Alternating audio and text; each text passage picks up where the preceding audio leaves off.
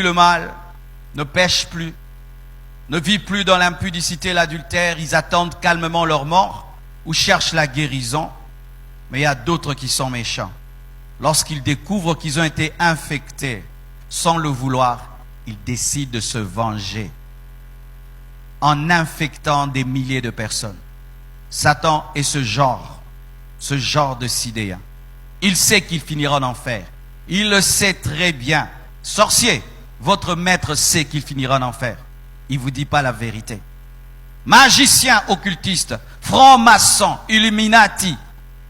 Il vous ment lorsqu'il fait des discours et vous allez dans ses réunions. Il vous dit nous allons gagner Dieu, nous allons gagner Jésus. Archi faux. Il sait qu'il finira en enfer et il travaille à vous y amener avec lui. Il le sait. Il le sait. Préparez. Deuxième catégorie d'esprits qui iront en enfer. Ceux qui n'auront pas leur nom inscrit dans le livre de vie au jugement dernier. Apocalypse 20, verset 15.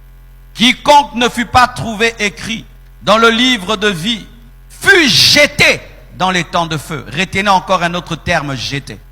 Dans le premier verset que je vous ai donné, il y avait le mot préparé. Dans le deuxième, il y a jeté. On ne dit pas déposer dans le feu éternel. On ne dit pas garder dans le feu éternel. Lorsque je prends ma montre et je la mets dans un coffre-fort, je ne dis jamais j'ai jeté ma montre dans un coffre-fort. Je dis j'ai gardé ma montre dans un coffre-fort. On parle de jeter lorsqu'on parle des choses viles et lorsqu'on parle de la poubelle. Les hommes qui iront en enfer seront jetés comme des détritus, comme des déchets dans la poubelle de l'enfer. Mon frère, sache ceci, que si ton nom n'est pas écrit dans le livre de vie, tu n'as aucune valeur. Et tu es fait pour être jeté dans la poubelle de l'enfer. Ta valeur ne vient pas de ton compte en banque. Ta valeur ne vient pas de tes vêtements. Ta valeur ne vient pas de la voiture que tu as garée dehors. Ta valeur ne vient pas de la piscine qui est dans ta maison. Ta valeur vient du fait que ton nom est écrit dans un livre qu'on appelle le livre de vie. Les disciples sont venus voir Jésus-Christ se glorifiant de chasser les démons. Et il a dit, j'ai vu le diable tomber du ciel comme un éclair. Ne vous réjouissez pas de chasser les démons, mais réjouissez-vous du fait que vos noms sont écrits dans le livre de vie. La valeur d'un homme, c'est sa finalité. Ce n'est pas là où il est. Là où est ton nom détermine où tu finiras, car le nom va toujours là où tu n'es pas allé pour que tu ailles. C'est ainsi même lorsque tu as le visa des États-Unis, ton nom arrive aux États-Unis, ensuite ta vie ira aux États-Unis. Ainsi aussi, si ton nom est dans le livre de vie, ta vie finira dans la nouvelle Jérusalem céleste. Pourquoi? Si ton nom y est, ta vie doit y être. Donne-moi la main que je te parle. Il y a des gens, si seulement il a le visa des États-Unis, même s'il habite Maluku, il marche avec fierté parce qu'il sait que son nom est écrit dans une ambassade aux États-Unis. Mais j'aimerais te dire que si ton nom est écrit dans le livre de vie, tu es plus qu'un millionnaire, tu es plus qu'un milliardaire, tu es plus qu'un millionnaire. Donne-moi un amen. Mais si tu as tout l'argent du monde, tous les diplômes du monde, et ton nom n'est pas écrit dans le livre de vie, tu n'es pas différent d'un papier usé, déchiré, qu'on jettera. Jeté dans le feu éternel. Quand tu vas dans les maisons, qu'est-ce qu'on brûle et qu'on jette dans les poubelles? Les beaux habits? Non. Qu'est-ce qu'on brûle et qu'on jette dans les poubelles? Les beaux vêtements? Les $100, 200 €, les papiers déchirés. Les habits usés, les choses dont on n'a pas besoin, jetées dans le feu, jetées dans le feu. Mon frère, ton nom est écrit presque partout, écrit dans des ministères, écrit dans des cabinets, écrit dans de, écrit, mais s'il n'est pas écrit, là où il doit être écrit n'est pas écrit. Les hommes se battent pour que leur nom soit écrit à plusieurs endroits, mais ne cherche pas l'essentiel. Tu seras jeté, mon frère, jeté, comme on prend un papier qu'on a utilisé, dont on n'a pas besoin. Jeté, tu seras jeté. Mais où? Dans un feu éternel.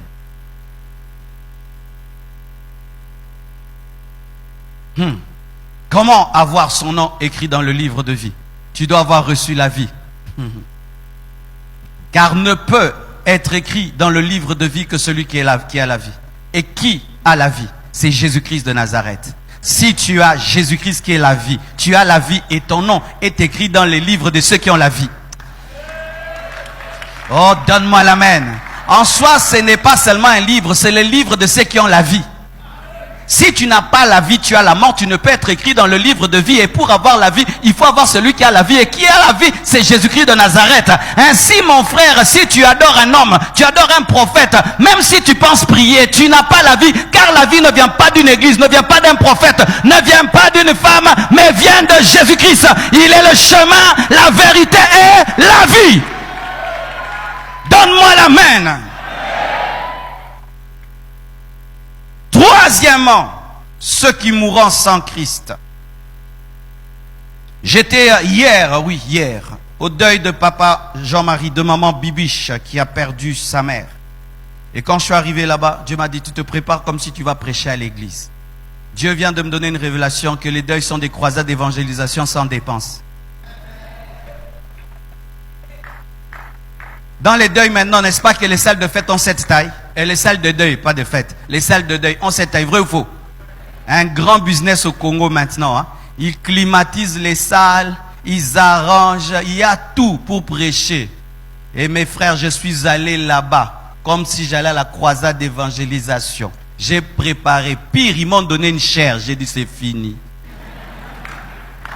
J'ai prêché comme si j'étais à l'église, mes frères. Les gens se retournaient pour me regarder, en fait de me dire, nous sommes dans un deuil. J'ai dit, toi tu es dans un deuil, moi je suis en mode croisade.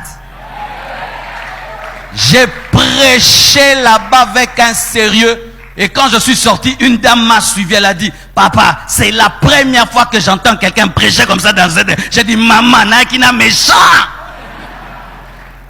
Ne jouez pas, mes frères. La mort est une occasion pour prêcher à l'homme qu'il est mortel. La mort est une occasion pour rappeler à l'homme qu'il est poussière. Tu peux dire à un homme, tu mourras, mais il ne croit pas, mais il ne croira pas. Mais quand il a sa mère qui est morte, son ami, son frère, l'ami du quartier, la voisine du quartier, elle est là, celle qui parle tous les jours, ne parle pas. Alors, on t'écoutera.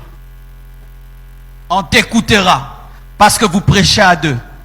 Le cadavre prêche, toi aussi tu prêches. Le cadavre prêche, tu es poussière. Toi aussi tu prêches et tu confirmes qu'ils sont poussière. Qui ira en enfer? Hébreux 9, verset 27. Ceux qui mourront sans Christ. La Bible dit ceci. Et comme il est réservé aux hommes, dites réservé. Encore un autre mot. Il y a préparé, jeté, réservé. Il est réservé, il est prévu. Dieu a prévu ta mort. Dieu a prévu vos morts. Il ne veut pas croire. Dieu a prévu ta mort. Il est prévu aux hommes. Il n'est pas dit il est prévu à l'homme. Il est prévu aux hommes. Pourquoi il y a des hommes qui vont vouloir s'échapper? C'est pourquoi il est écrit aux hommes. Si Jésus tarde, tu mourras. Et j'ai remarqué, peu de Congolais atteignent 100 ans. Depuis que je suis pasteur, je n'ai jamais prêché dans un deuil d'un centenaire. La plupart, 80 ans maximum. Donc avec la chikwang que tu manges et les lopele que tu ajoutes, maximum 80. Et donc si tu as 50 ans, il te reste 30 ans. Et si tu as 70, il te reste 10. Et si tu as 40, il te reste 40. Tu as peur? Un chrétien n'a pas peur de la mort, parce que la mort n'est pas la mort. La mort est une porte. Mais vous devez savoir que Dieu a prévu un jour de vous tuer.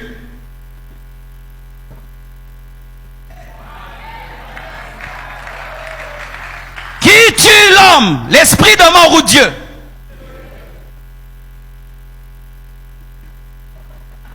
Tue l'homme, l'esprit de mort ou Dieu? C'est Dieu qui a dit si tu manges tu mourras, ce n'est pas le diable. C'est Dieu qui a dit tu es poussière, tu retourneras à la poussière. Mon frère, si c'est le jour de ta mort et tu pries, tu jeûnes, Dieu te tuera quand même. que si Dieu ne tue pas les hommes, il y aura embouteillage. C'est de la sagesse divine. Donne-moi la main, je vais avancer. Imagine que nos arrière, personne n'était mort. Frère, espace Ngezawat. Il a avantagé que tu rentres à la maison pour que tu sois remplacé sur la terre. Donne-moi la main. Il était avantagé même que Jésus meure et qu'il parte pour que tu prêches.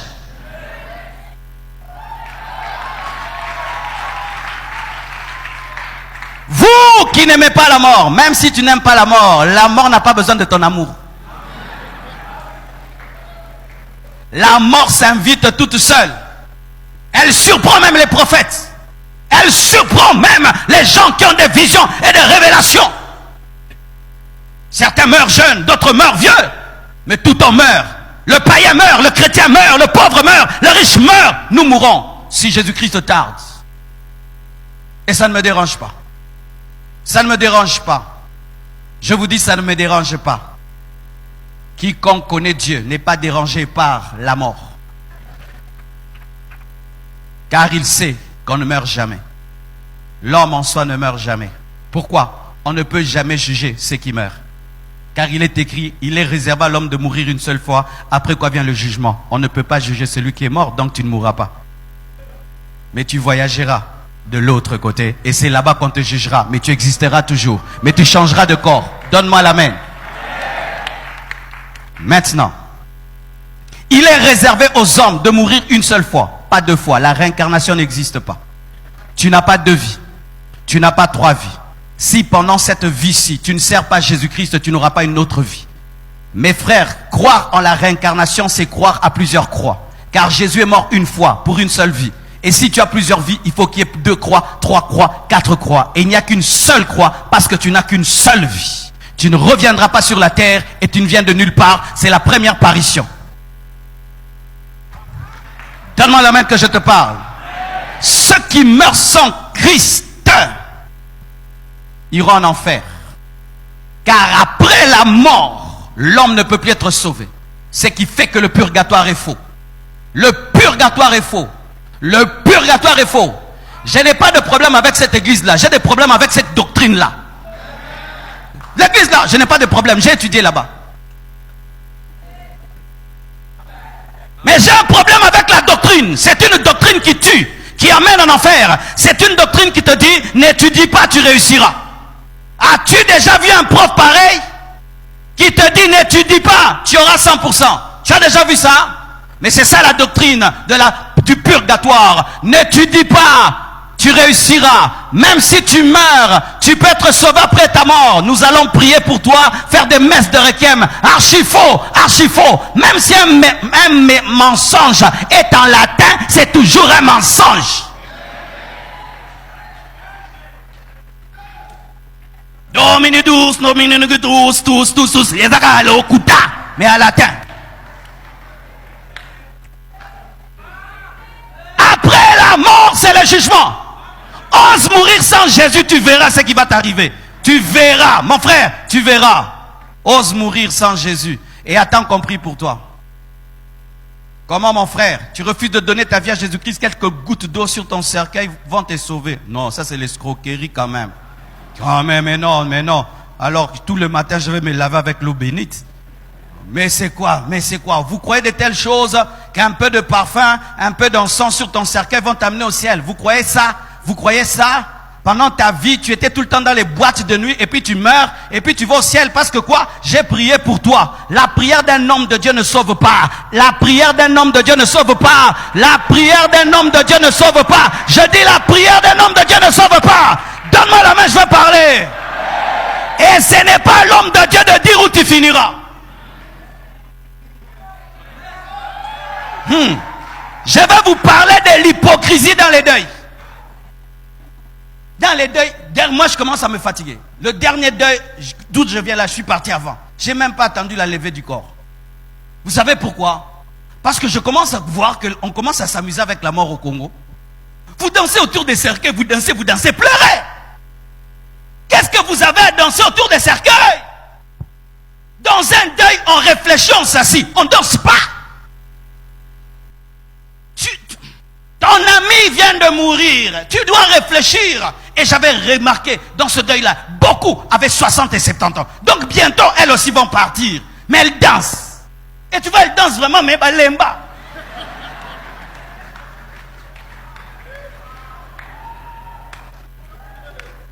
Bien-aimé, moi je ne suis pas qu'un prédicateur, je suis un changeur de société. On ne peut pas seulement prêcher, voir des médiocrités dans la société et ne rien dire.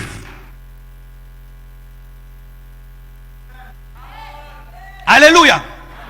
Mes frères et sœurs, sachez ceci, que tu le veuilles ou pas, que tu te caches dans un bunker ou pas, tu finiras par mourir.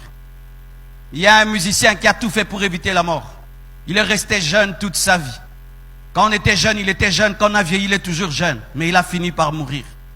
Tu peux rester dans une maison pour fuir la mort. Tu peux mourir même par un incendie. Quoi que tu fasses, tu mourras. Et même si tu atteins 120 ans, tu finiras par mourir. Car même celui qui vit 120 ans, lorsqu'il arrive à la fin de sa vie, considère qu'il n'a pas assez vécu parce que l'homme a été fait pour être éternel. Alors que tu luttes pas, ça arrivera. Alors sois prêt.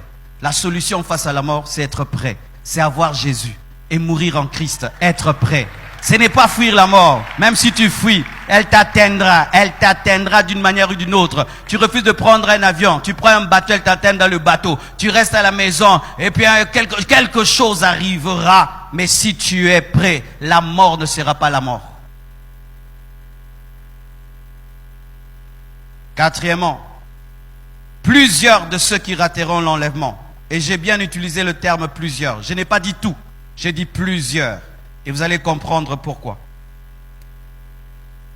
Pour ceux qui veulent avoir la totalité de cette parole, allez sur YouTube, tapez « Message aux chrétiens qui rateront l'enlèvement ». Matthieu 24, versets 40 à 44. La Bible dit ceci. « Alors de deux hommes qui seront dans un champ, l'un sera pris et l'autre laissé. De deux femmes qui moudront à la meule, l'une sera prise et l'autre laissée. Veillez donc, puisque vous ne savez pas quel jour votre Seigneur viendra. Sachez-le bien, si le maître de la maison savait à quelle veille de la nuit le voleur doit venir, il veillerait et ne laisserait pas percer sa maison. C'est pourquoi vous aussi, tenez-vous prêts, car le Fils de l'homme viendra à l'heure où vous n'y penserez pas. L'enlèvement arrive. Je dis l'enlèvement arrive. Je dis l'enlèvement arrive. Je dis l'enlèvement arrive. Et cette parole révèle ceci. Qu'il y a ceux qui partiront et ceux qui resteront. Oui, mes frères, il y a ceux qui partiront et ceux qui resteront. Il y a ceux qui partiront et ceux qui resteront. Si tu ne meurs pas et tu es vivant et tu es trouvé vivant le jour de l'enlèvement, il y a ceux qui partiront et ceux qui resteront. Et les morts en Christ seront ressuscités. Et voici maintenant une précision. Apocalypse 14, versets 9 à 13. Pourquoi j'ai dit que plusieurs de ceux qui rateront l'enlèvement iront en enfer? Pourquoi j'ai dit ça? Apocalypse 14, 9 à 13. La Bible dit ceci. Et un autre, un ange, un troisième ange les suivit en disant d'une voix forte. Si quelqu'un adore la bête et son image et reçoit une marque sur son front ou sur sa main, il boira lui aussi du vin de la fureur de Dieu, versé sans mélange dans la coupe de sa colère. Il sera tourmenté dans le feu et le soufre devant les saints anges et devant l'agneau. Et la fumée de leur tourment monte au siècle des siècles. Ils n'ont de repos, ni jour ni nuit, ceux qui adorent la bête et son image, et quiconque reçoit la marque de son nom. C'est ici la persévérance des saints qui gardent les commandements de Dieu et la foi de Jésus. Et j'entendis du ciel une voix qui disait, écris, heureux dès à présent les morts qui meurent dans le Seigneur. Oui, dit l'Esprit, afin qu'ils se reposent de leurs travaux, car leurs œuvres les suivent. Acclamons la parole du Seigneur. Voici. Cette période-ci précède l'enlèvement. Je le crois, mes frères, parce que lorsque je lis Matthieu 24, je vois que tous les signes des temps de la fin sont là.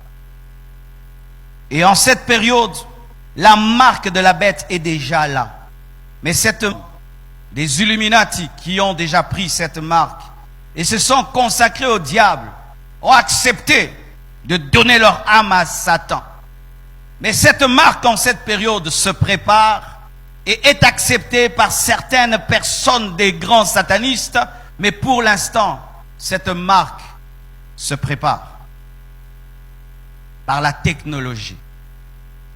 J'ai suivi hier Économie sur France 24, Économie, technologie, quelque chose comme ça. Et on parle que l'homme bientôt va guérir les paralytiques.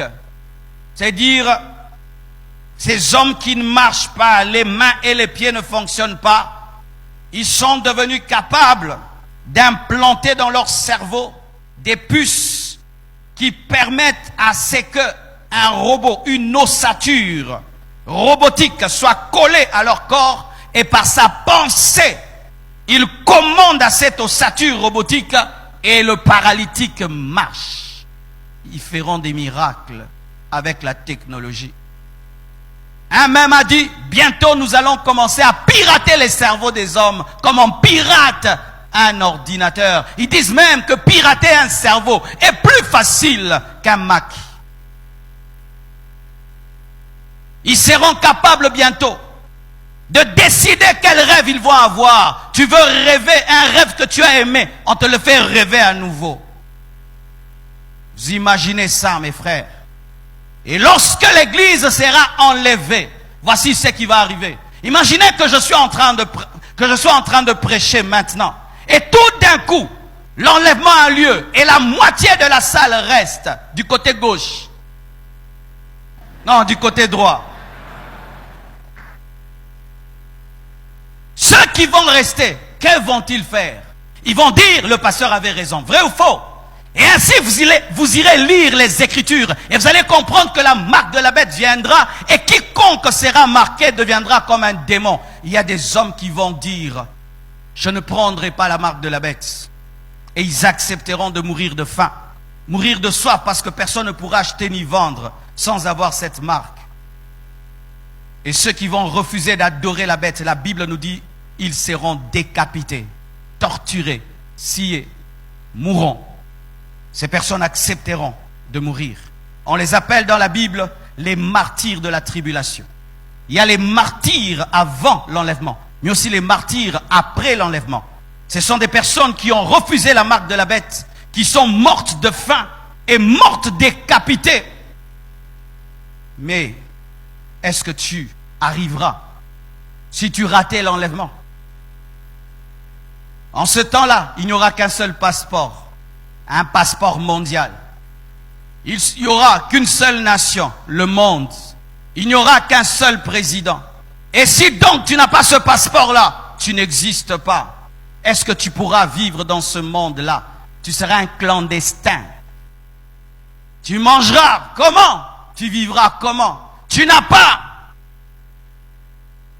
un élevage derrière chez toi. Tu n'as pas des légumes derrière ta maison. Comment vas-tu vivre? Tu mourras de faim. Et en Europe, les chrétiens mourront de froid parce qu'on ne te fournira pas le chauffage parce que tu n'as pas la marque de la bête. Les chrétiens ne vont pas étudier. Ils ne vont pas faire le commerce. Que feras-tu? Tu dois attendre la mort. Attendre la mort. Mais il y a des gens qui vont accepter la mort. Et ces personnes seront récompensées.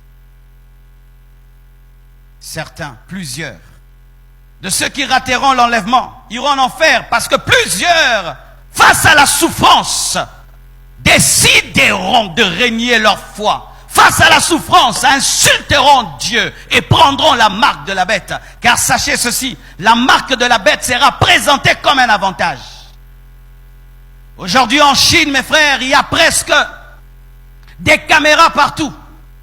Et les Chinois acceptent ça. Ils disent c'est bien, c'est pour qu'on puisse attraper facilement les voleurs et les mauvais citoyens. Partout, partout, ton visage est scanné. Scanné. C'est pourquoi même les nouveaux téléphones qui nous font nous demandent notre visage. Mode identification, jamais n'a pas. Toi tu donnes. Et quand tu donnes, tu sais quoi? Ça entre dans une base de données, une base de données, une base de données, une base de données. Tout ce qu'ils font, c'est pour contrôler le monde. Mais ils te disent, c'est un avantage. Si on te vole le téléphone, et ils présentent toujours des avantages. Mais derrière les avantages qu'ils présentent, ils ne montrent pas un contrôle mondial. Le monde est prêt pour la marque de la bête. Le monde est prêt pour la marque de la bête. Il suffit seulement que l'église soit enlevée. J'ai eu une vision de la tribulation, mes frères.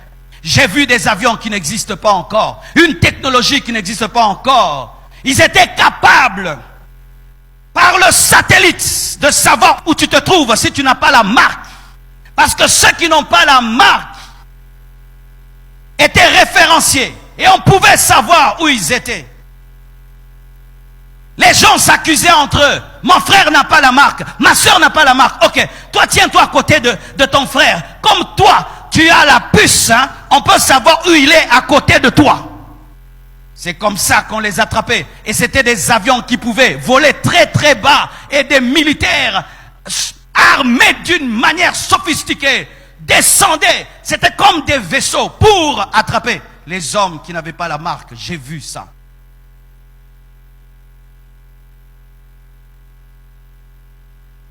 Mes frères et sœurs, alors que vous avez la grâce, maintenant, de donner vos vies à Jésus, mourrez en Christ et allez au paradis, et vivez dans la sainteté. Et si l'enlèvement vient, vous êtes parmi ceux qui seront pris. Ne te dis pas, oh, je pourrais quand même supporter et accepter de mourir. Est-ce qu'on t'a déjà présenté une épée? Mourir par le fusil, c'est mieux que mourir par l'épée.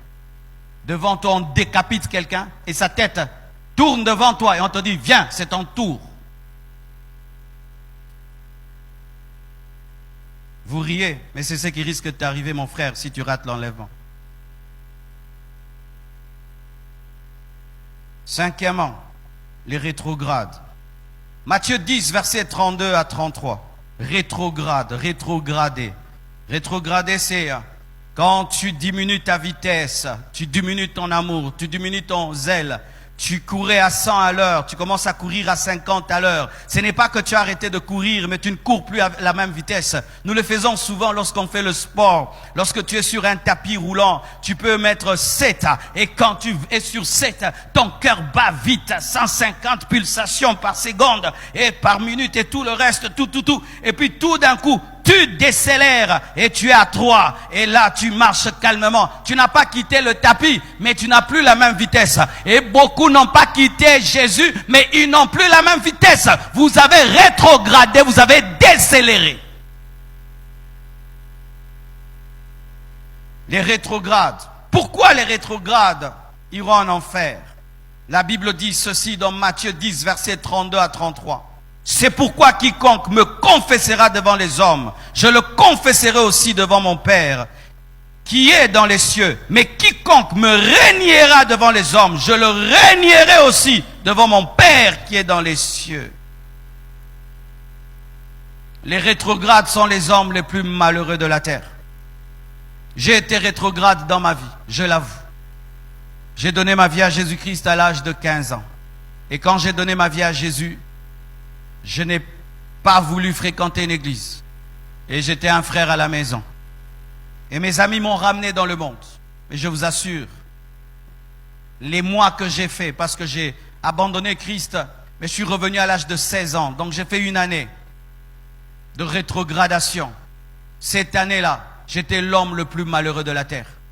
Vous savez, lorsque j'étais un païen et que je péchais, j'avais un peu de joie.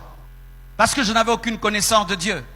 Lorsque je dansais la musique mondaine, plus que les autres dans une fête, j'étais très heureux. J'étais la star de la fête.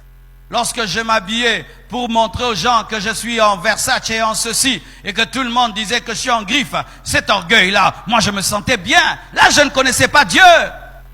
Lorsque tu vis dans le péché, tu pouvais même aller le raconter à tes amis. Quel péché tu as commis? Mais quand j'ai abandonné Dieu, mes frères, je péchais avec tristesse parce que je connaissais la Bible. Je connaissais la parole. Je savais que Dieu était contre cela.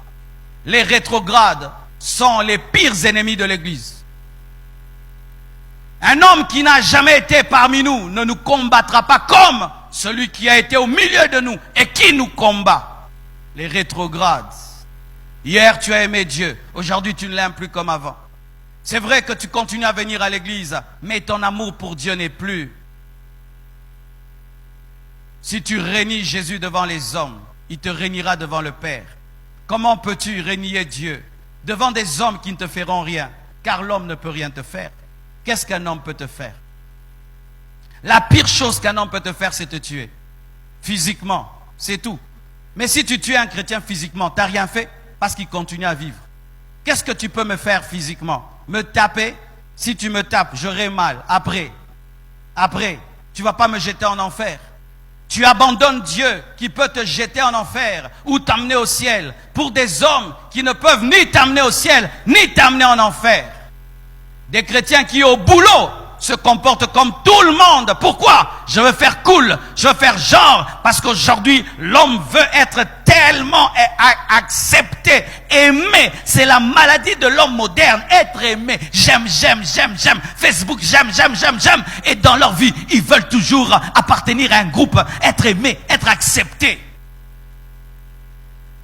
Être différent dans la société. Non, ils n'arrivent pas. On organise des fêtes dans la société. On met la musique mondaine. Le chrétien aussi danse pour que ses amis ne se moquent pas de lui. Les autres font des fausses factures et tout. Lui aussi fait des fausses factures pour qu'on ne dise pas qu'il est bête. Lui aussi c'est un homme courageux. S'il va à l'université, il doit devenir aussi un étudiant cool comme les autres étudiants. Sinon on va dire qu'il a sauté sa jeunesse.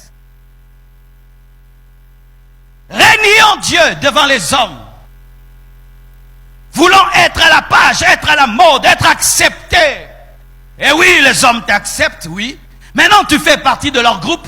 Leur groupe de qui? D'ivrognes. Leur groupe d'impudiques. Leur groupe de voleurs. Leur groupe d'orgueilleux. Oui, maintenant, tu fais partie de leur groupe. Mais tu as perdu Dieu. Je n'ai que faire d'un groupe. J'en ai pas besoin. Un groupe qui me fait perdre Dieu, je n'en ai pas besoin. Je préfère rester seul dans mon coin et servir Dieu jusqu'à ma mort qu'appartenir à un groupe. Sachez ceci, mes frères. La pire arme de l'homme contre toi, c'est tuer ton corps, c'est tout. Mais un chrétien, le tuer, c'est lui rendre service.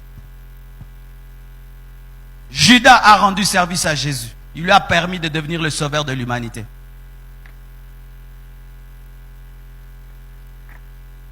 Donne-moi l'amen. Qui encore iront en enfer? Les chrétiens charnels. Les chrétiens charnels. Matthieu 22, verset 8 à 14, la Bible dit ceci. Alors il dit à ses serviteurs, les noces sont prêtes, mais les conviés n'en étaient pas dignes. Allez donc dans les carrefours et appelez aux noces tous ceux que vous trouverez. N'importe qui. L'amour de Dieu. Ses serviteurs allèrent dans les chemins, rassemblèrent tous ceux qu'ils trouvèrent, méchants et bons. Waouh! Et la salle des noces fut pleine de convives. Le roi entra pour voir ceux qui étaient à table, et il aperçut là un homme qui n'avait pas revêtu un habit de noces. Donc, les méchants et les bons avaient revêtu les habits de noces, étaient acceptés par le roi, pourvu qu'ils aient revêtu les habits des noces. Mais lui, il entre dans la fête, il garde ses vêtements. Il lui dit, mon ami, encore un terme rempli de galanterie. Comment es-tu entré ici sans avoir un habit de noces? Cet homme eut la bouche fermée. Alors le roi dit aux serviteurs, liez-lui les pieds et les mains et jetez-le dans les ténèbres au dehors, l'enfer, où il y aura des pleurs et des grincements des dents. Car il y a beaucoup d'appelés, mais peu d'élus. Que veut dire ceci? Les chrétiens charnels iront en enfer. Un chrétien charnel, il entre dans la fête, mais il n'a pas les habits de la fête. Il n'est pas comme les autres qui refusent d'entrer dans la fête. Lui, quand même, il entre dans la fête, mais il refuse les habits de la fête. C'est ça le chrétien charnel. Il entre en Christ, mais il refuse la vie de sainteté. Il vient à l'église, mais il va aussi dans les bars. Il est très concentré à l'église, très concentré aussi dans les péchés. Il triche avec concentration, il prie avec concentration. Il est très à l'aise avec les hommes de Dieu, très à l'aise avec les pécheurs.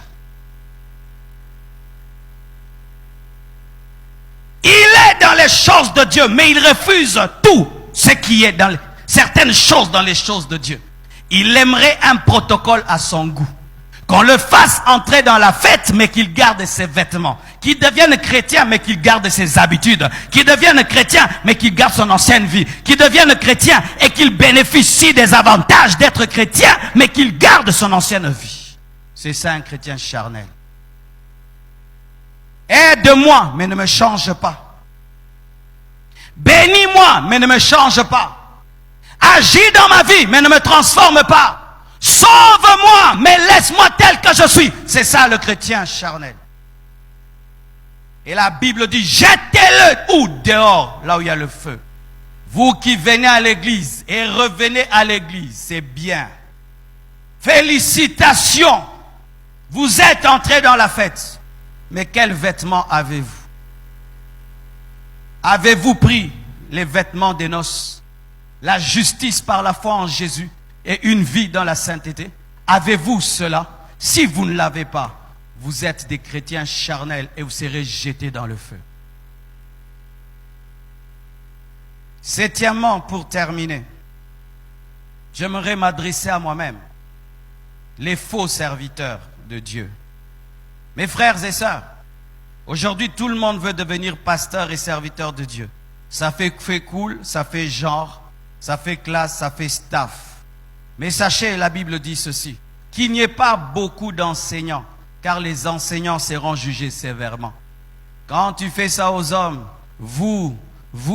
il y a 3 doigts vers toi, et même un 4e, le gros là, vers toi.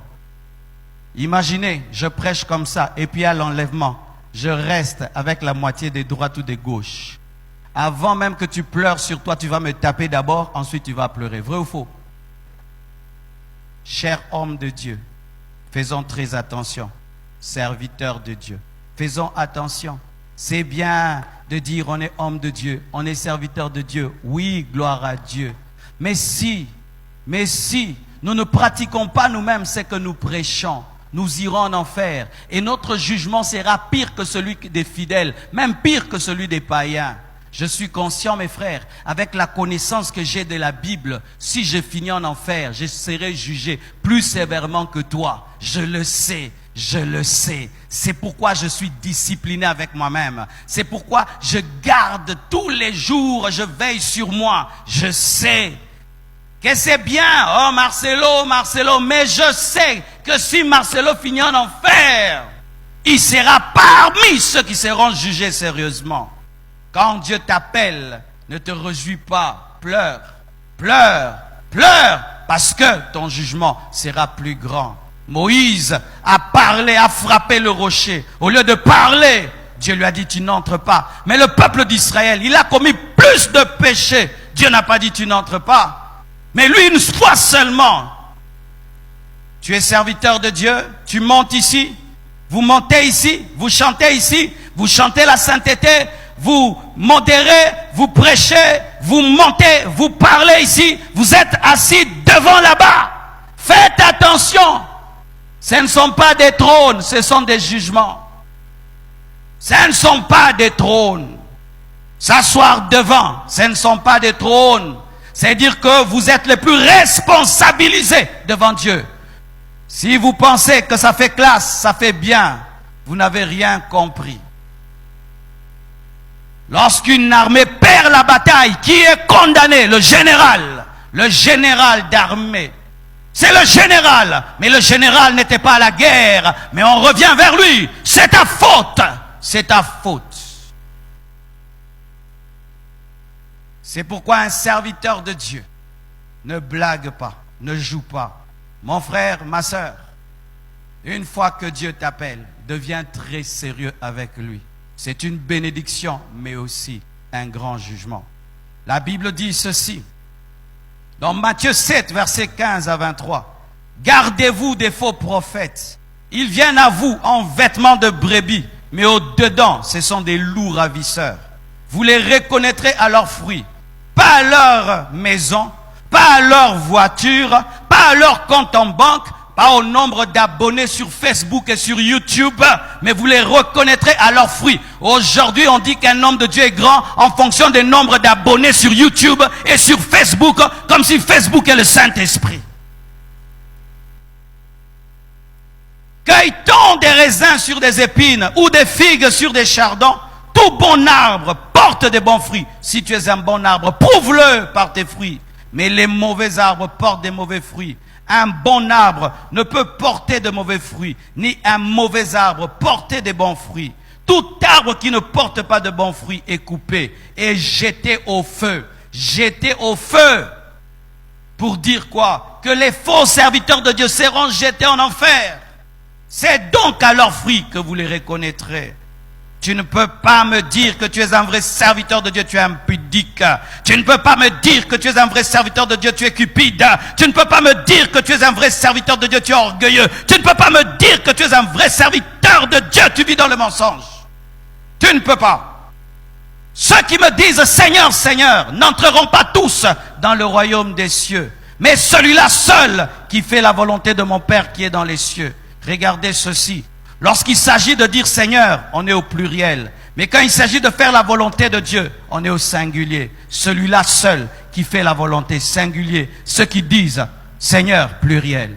Ça veut dire quoi? Dire Seigneur, c'est facile. Faire la volonté de Dieu, c'est difficile.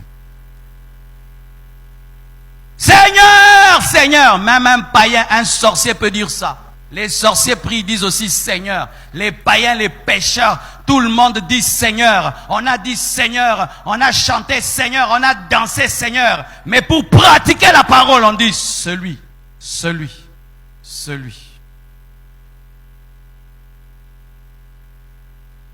Prêcher, prophétiser, faire des miracles, chasser les démons ne sont pas une garantie de salut.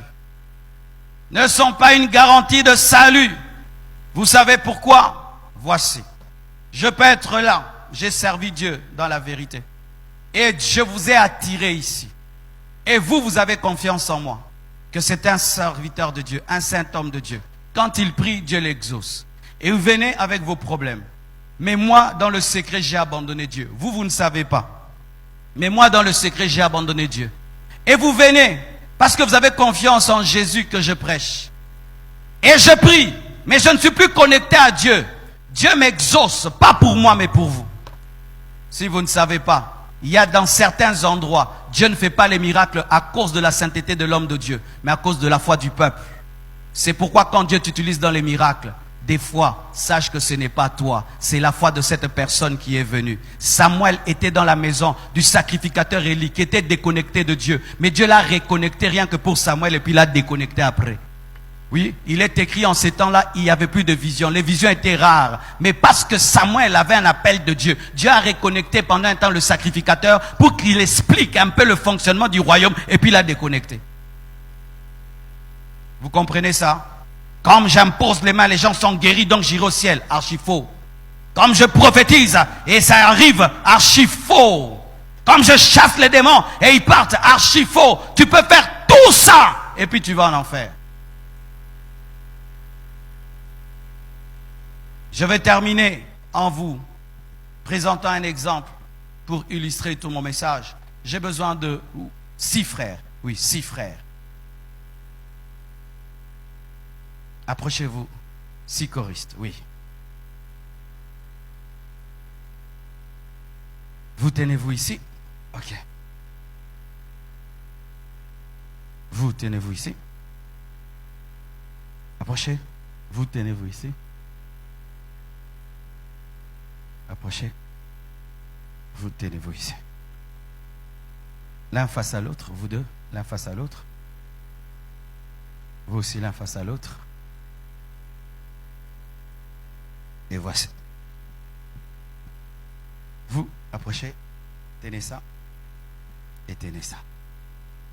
Ok. C'est pas ça. Toi, tu es le diable Lui, il est l'homme, moi, je suis Jésus. Mais ce n'est pas vrai. Tu n'es pas le diable, je ne suis pas Jésus, c'est l'exemple. Amen, hein? N'ayez pas peur. Lui, c'est un pécheur.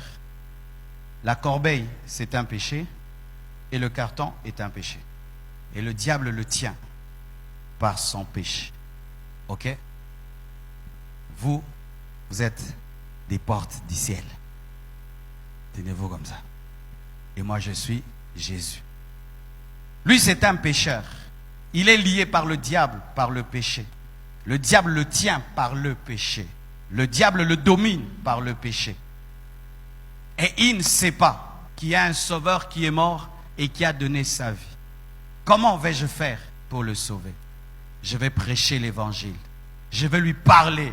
Frère, Jésus est mort pour toi. Frère, Jésus t'aime. Seigneur Jésus touche son cœur, agit dans sa vie. Et un jour, il est touché et il me donne l'attention. Frère, yo diable gentil boutique.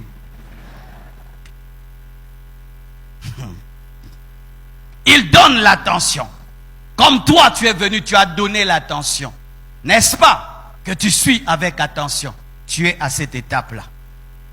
Et on prêche maintenant. Si tu crois en Jésus-Christ, tu iras au ciel et tu n'iras pas en enfer. Alléluia, gloire à Dieu. Reçois-le, alléluia. Mais répands-toi, athée. La grâce, la grâce, la grâce. Non, le chemin du ciel est disponible. Tu peux entrer. Il est le chemin, la vérité, la vie. Alléluia. Abandonne, il refuse. Et l'ennemi le tient là. Mes frères, tous les péchés que vous refusez d'abandonner permettent au diable de vous tenir. Et voici ce que vous voulez. Que Dieu change une doctrine. Ou malgré tes péchés. Bouge, viens avec, viens. Vous voulez que Dieu vous fasse entrer au ciel avec vos péchés, que le diable aussi y entre. Vous voulez ça? Si vous ne voulez pas abandonner vos péchés et entrer au ciel avec vos péchés, vous voulez aussi y entrer avec celui qui vous tient. Donc il y aura un Satan au ciel.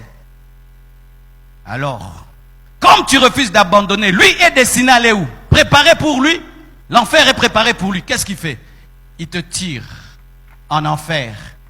Et toi, tu dis, lâche-moi. Il te dit, mais lâche mes choses. Ah non, je veux tes choses, mais je veux aussi Jésus. Ah, je t'amène. Il y a des chrétiens comme ça. Ils veulent le ciel, mais ils veulent les choses du diable. Tu veux le ciel, mais les choses du diable. On te dit maintenant, lâche le mari d'autrui. Ah, les loyers. Ah, les loyers. Les loyers.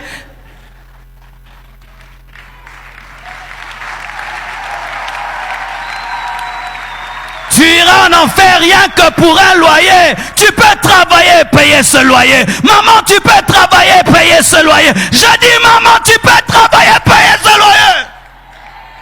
Les loyers, tu vas les nourrir. Il y a des veuves qui nourrissent leurs enfants. Tu es une paresseuse impudique et adultère. Oui. Toi, tu vas aller en enfer parce qu'un homme te paye le loyer et nourrit les enfants. Tu es une paresseuse. Tu ne peux pas travailler et nourrir ses enfants et payer toi-même ton loyer ou rentrer avec ses enfants à la maison chez vos parents. Et alors, dimanche passé, ce frère était venu à l'église quand j'ai parlé de l'enfer et il a lâché le carton. Lâche le carton. Comme il a lâché, tu le lâches. Mais il a dit, j'ai déjà abandonné. C'est trop. C'est trop. Je ne fume plus la cigarette. Mais quand même, le whisky, je bois. C'est comme toi. Quand je prêche là, je dis,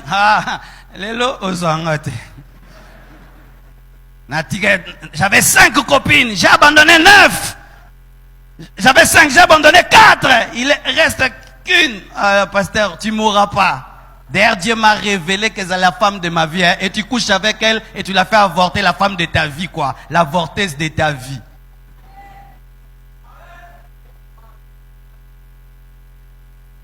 On prêche, il donne des raisons. Et il veut aussi aller au ciel. Il dit, j'ai abandonné. Et qu'est-ce qui se passe? Tu veux aussi que le diable entre? Il n'entrera pas. C'est lui qui va t'amener en enfer. Et qu'est-ce qui se passe? Aujourd'hui, on prêche quand même. Tu décides. Et tu lâches. Lâche. Et il te lâche. Et Jésus devient ton sauveur qui te guide et qui te dirige et qui t'amène vers le chemin du paradis. Agenouillez-vous. Tenez-vous les mains. Mais le problème pour toi, tu penses que la porte du ciel, elle est comme ça. Non, elle n'est pas comme ça. Elle est comme ça. Tu as bien allé, gars. Jésus est mort pour te sauver. Il s'est humilié. Lui qui est Dieu, il est devenu homme. Il est le modèle d'humilité. Alors, frère, yo qui t'es tellement frère. Quand on arrive ici, frère, humilie-toi. Moi, jamais. Ça, c'est quoi? Vous commencez à jouer avec les gens maintenant. Maintenant, je suis devenu un pasteur de 10 000 membres. Archibishop, archi. Moi, j'ai l'onction. Moi, j'ai ceci, j'ai cela. Je suis riche, je suis béni. Moi, je ne peux pas m'humilier comme ça. Dans votre église, on commence à faire laver aux gens des toilettes. Dans votre église, on commence à jouer avec les gens. Vous connaissez mon niveau?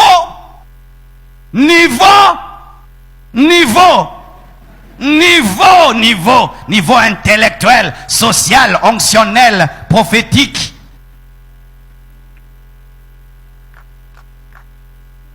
Et là, vous voyez un Jésus humble, un chrétien orgueilleux. Vous voyez des chrétiens qui ne ressemblent à rien à Jésus. Tu le regardes, tu cherches Jésus, on lui a pas. Il ne veut pas passer par le chemin étroit. Car la Bible ne dit pas que le chemin qui mène au ciel est large. Non, il est étroit. Et il a quelle forme? La forme de la croix. La porte qui mène au ciel a la forme d'une croix. Ça n'a pas la forme d'une grille. Et beaucoup n'y arrivent pas. Il veut être chrétien, mais il ne veut pas ressembler au maître. Il veut être chrétien, il ne veut pas parler comme le maître. Il veut être chrétien, il ne veut pas être comme Jésus. Jésus s'humilie, lui ne s'humilie pas. Jésus sert, lui ne peut pas servir. Il faut qu'on le serve. Mais on prêche, on le forme un jour. Malgré que Moulaïnaï, il s'humilie. Et il passe. Frère, au Koufi, est-ce qu'au Koufi, mes frères, c'est d'ailleurs une expérience. Une expérience.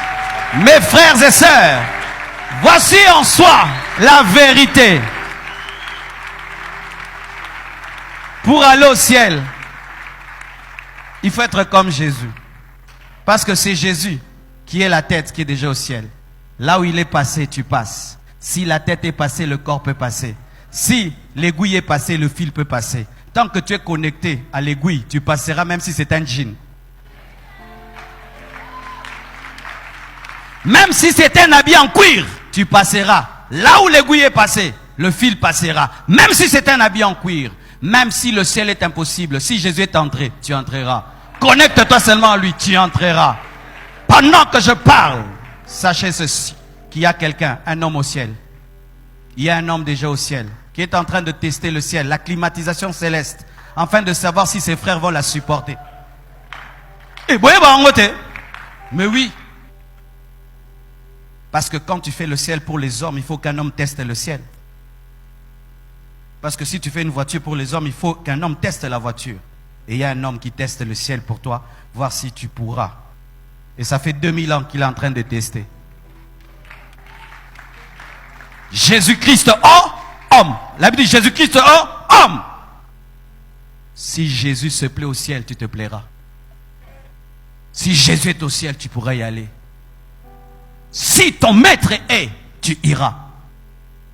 C'est pourquoi, mes frères, le chemin vers le ciel, c'est celui qui est mort pour ce chemin-là. Lui-même, Jésus-Christ. N'ayez pas de christianisme d'église, ayez le christianisme de Christ. Que Dieu vous bénisse.